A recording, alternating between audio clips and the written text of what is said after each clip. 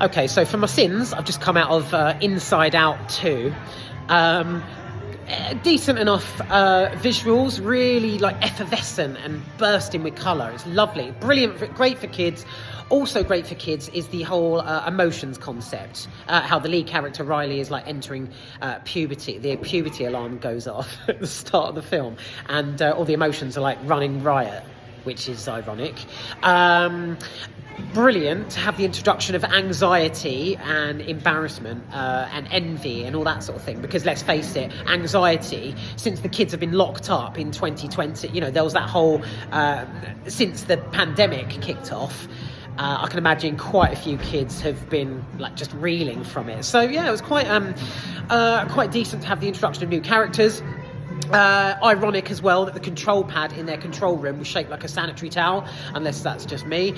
I do wonder why now this might sound a bit off kilter, but why do they have to do like a film like this, like emotion? It's a fantastic concept, like emotions and how they come into play and how they're controlling like the human. Why can't they do it like a human version instead of like cartoon characters? Like I think only film I can liken it to was Inner Space years ago. Is it Dennis Quaid and blonde lips? Is it Melanie Griffith? Inner Space, where the guy shrinks. He gets shrunk and then injected into the body of another guy and he's floating around. That would be quite, I mean, it would be a bit more, not realistic, obviously, but it would be a bit, possibly more like acceptable if you've got like humans and stuff. So, I reckon that'd be quite a decent idea. I mean, well, it's too late now, obviously, but, what can I say about this? It's really not my kind of film at all. I mean, it just sort of... this one seemed... Because I've seen the first Inside Out, and that one... this one's a hell of a lot more brief. It just seemed to start... they're all scrambling around trying to get back across her mind or whatever, and then it finishes. It's very brief. But again, the visuals are nothing short of spectacular. For little uns, for the youngsters, they'll no doubt love it. Also, the concept of teenager entering puberty and going through, like the introduction of anxiety and embarrassment, just genius, basically. So yeah, like I say, the whole what the pandemic must have put kids through. This is probably. Well, I would say this is probably good for kids to watch if they experience that, but it's probably actually inspired by what the shit kids all went through.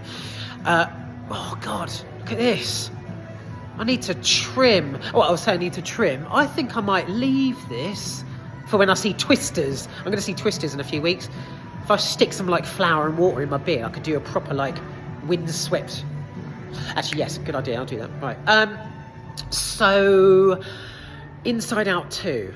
Yeah, love it or leave it. I mean, the only reason I watched it was because it was only an hour and a half and I need to go to Sainsbury's to get some tea bags. So this cinema is literally in Sainsbury's.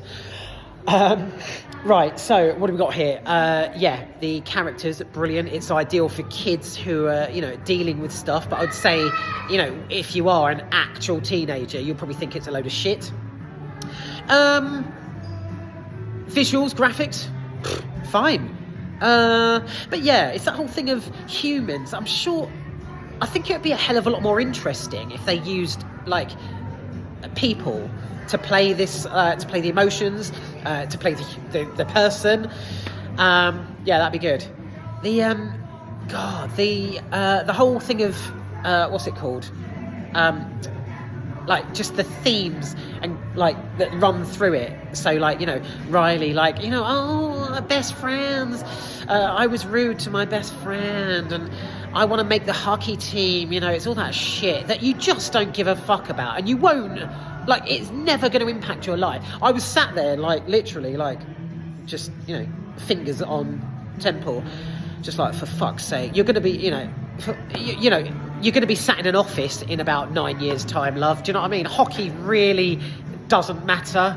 Just don't waste your effort and energy. That's another character they should introduce, actually, is like regret, or like the one that could come back from the future. There's nostalgia. They've introduced nostalgia, but yeah. You know, that whole thing of if only I could go back and tell my younger self to not make such a fucking effort. Anyway, right, that's I'm ending this here. Yeah, great for kids, but it's not a ball-busting blockbuster. It's not going to win awards. No. Right, that's it.